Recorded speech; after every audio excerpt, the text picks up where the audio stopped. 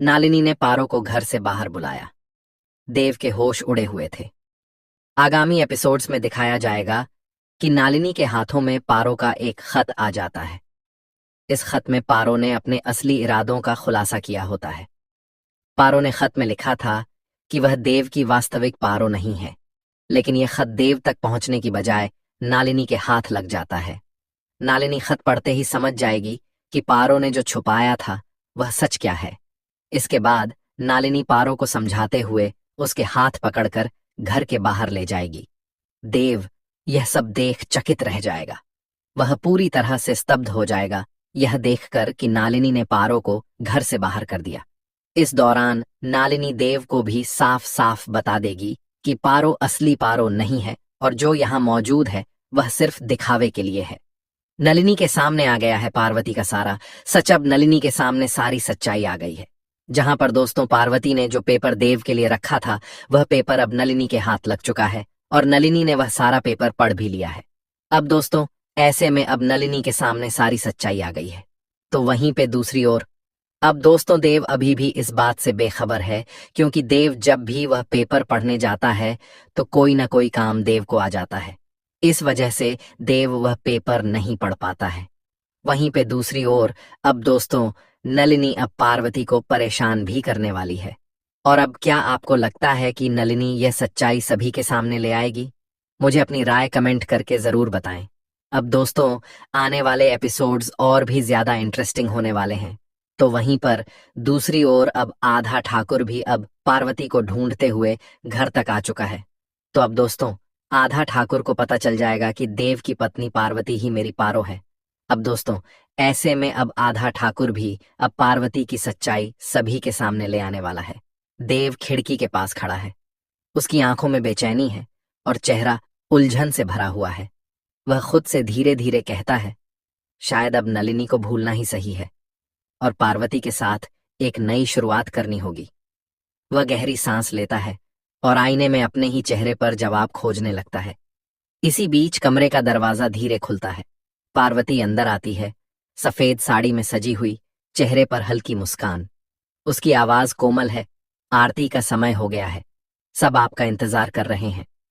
देव उसकी ओर देखता है, कुछ पल चुप रहता है, फिर बिना कुछ कहे उसके पीछे पीछे चलता है। घर में अब मंत्रों की मधुर गूंज है, फूलों की खुशबू, दीपों की हल्की रोशनी और घंटियों की आवाज से पूरा माहौल पवित्र हो गया है। देव के हाथ में आरती की थाली है और पार्वती उसके ठीक पास खड़ी है। देव थाली पार्वती की ओर बढ़ाता है। आज आरती तुम्हें करनी है। सबकी नजरें देव पर टिक जाती हैं। नलिनी जो थोड़ी दूरी पर खड़ी है सब देख रही होती है। उसके चेहरे पर दर्द है और आंखों में आंसू। देव पहली बार खुलेआम पार्वती को हक दे रहा है। पार्वती आरती शुरू करती है और देव उसके पास खड़े होकर आंखें बंद कर भगवान के सामने झुक जाता है। घर के हर कोने में अब एक नई शुरुआत की हल्की आहट महसूस होती है, लेकिन नलिनी के दिल में जैसे कोई आग जल रही हो।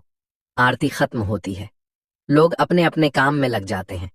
देव और पार्वती अब कमरे में अकेले हैं। हल्की हवा पर्दों को हिला रही है और माहौल में एक अजीब खामोशी है।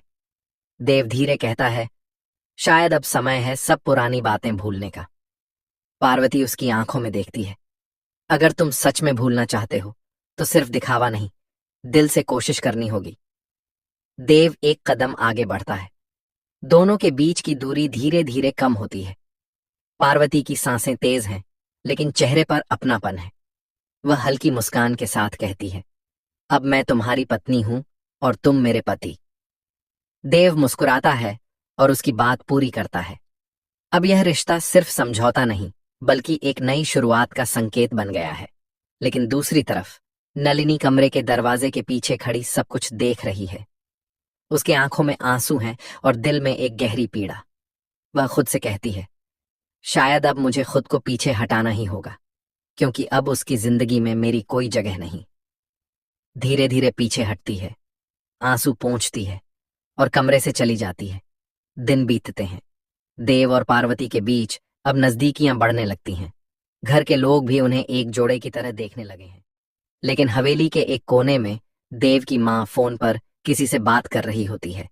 उसकी आवाज ठंडी, रहस्यमयी और योजनाबद्ध है। अब वक्त आ गया है असली पार्वती को घर में लाने का। फोन कटते ही घर में सन्नाटा छा जाता है। देव की मां की आंखों में एक ऐसी चालाकी चमकती है जो पूरे घर की नींव हिला सकती है। देव और पार्वती की जो नई शुरुआत अभी अभी हुई है, उसकी असली परीक्षा अब शुरू होने वाली है। क्योंकि जैसे ही असली पार्वती इस घर में कदम रखेगी, देव की दुनिया पूरी तरह बदल जाएगी।